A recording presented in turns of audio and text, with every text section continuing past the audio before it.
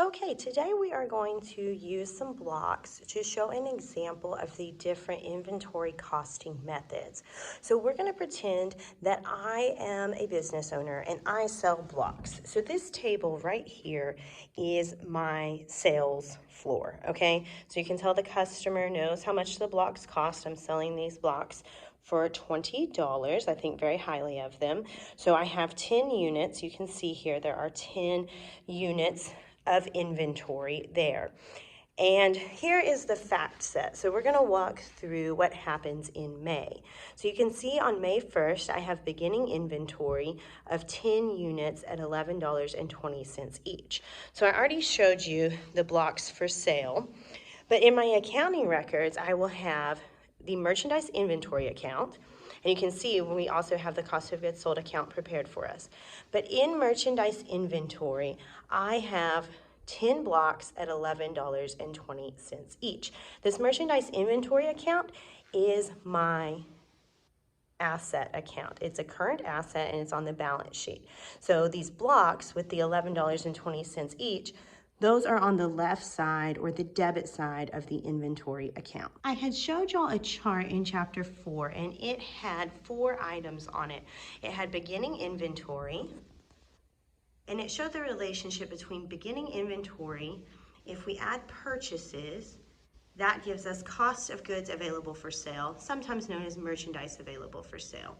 And then everything we have that's available for sale during a period either gets sold, which is cost of goods sold, which is an expense account on our income statement, or we still have it in ending inventory, which will show in our merchandise inventory account on the balance sheet. So for my company, I have 10 blocks. They cost $11.20 each, so that's a total of $112. So in beginning inventory, I have $112 recorded as the balance in that account, and that represents 10 units of inventory. So the next thing we're going to do is we are going to buy some inventory. All right, so we are going to use in this chapter, chapter 5, we are going to assume a periodic system of inventory.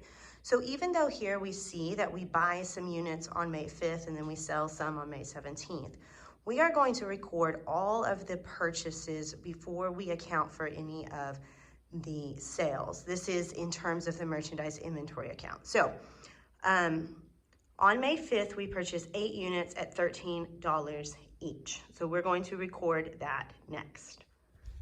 After the May 5th purchase of 8 units at $13 each, there are now 8 additional blocks for sale on my sales floor. They are represented by these yellow blocks here, so the first 2 rows. And in my accounting records, I've recorded those 8 blocks as an asset in the merchandise inventory account. So you can see I now have additional 8 blocks at $13 each. The next thing we have is we have a purchase of 9 units at $14.25 each. So we're going to record that as well and show those next. So I bought 9 more units, and here you see those at the very front, these blue ones. There's 9 more units on my sales floor, and in my accounting records in merchandise inventory, I have recorded those 9 units. They cost me $14.25 each, so each unit has $14.25 written on it. So now you can see in the merchandise inventory account, I have all 27 units recorded at their respective costs. And on my sales floor, I'm selling all these blocks for more than I paid for them. I'm selling each of them for $20, and all of the units are on my sales floor. The ones I originally had, my first purchase, and my second purchase. So looking back at our chart, we had beginning inventory of $112 at 10 units. Those were my red ones. And then we need to fill in our purchases. So going over here, on May 5th, we bought 8 units at $13 each for a total cost of $104. And then on May 18th, we bought 9 more units at $14.25 each for a total cost of $128.25. 104 plus 128.25 is $232.25, and 8 units plus 9 units gives me 17 units. So I write in my purchases over here. I had $232.25 worth of purchases during the month of May, and that represented 17 units.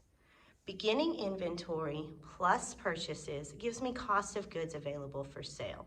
So 112 plus 232.25 gives me a total cost of goods available for sale of $344.25. I started with 10 units.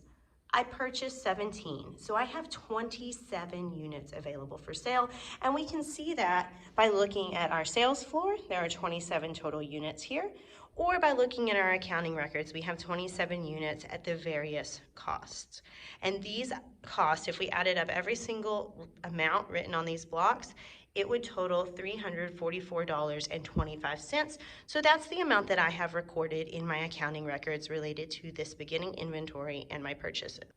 Okay, so now we need to take into account the sales that occurred. On May 17th, we sold 8 units, and on May 30th, we sold 12 units. So let's say on May 17th, someone came along and they took 6 red units and 2 yellow units. So 6 from the beginning inventory group that was at the top and 2 from this middle group. Okay, and then on May 30th, we sold 12 more. So let's say that person came along and took, let's just do 7 of these blue, 4 of the yellow, and 1 of the red. So we sold a total of 20 units, and we have 7 left. Remember, I'm selling these blocks for $20 each. So on May 17th, I sold 8 blocks. So multiply that by $20. I was charging the customer on May 17th $160 for their 8 blocks. So when we record the sales part of this transaction on May 17th, we'll debit accounts receivable for $160 and credit sales. Here I'm assuming that the customer has not paid me yet, so they will pay me later. So I debited accounts receivable, which is an asset, and I credited sales, which is a revenue account. Same thing on my next purchase. The customer bought 12 blocks at $20 each, so that's a total of $240. So to record the May 30th sale, we debit accounts receivable, $240, credit sales, $240. This takes care of the sales side of my entry, but if you recall, we have to record the cost of goods sold as well. We have to match our expenses with our revenues, and we also need to show the reduction to our inventory account. Our inventory account shows that we have 27 blocks and we only have 7 left. So we're going to have to adjust merchandise inventory by moving some of the blocks from this asset account, merchandise inventory, over to our expense account, cost of goods sold, which currently doesn't have anything recorded in it, even though we sold a bunch of blocks. So this video and the next few videos are going to cover how we deal with this idea of transferring costs to cost of goods sold and how we determine which costs to move. Do we move the $14.25, the $13, or the $11.20?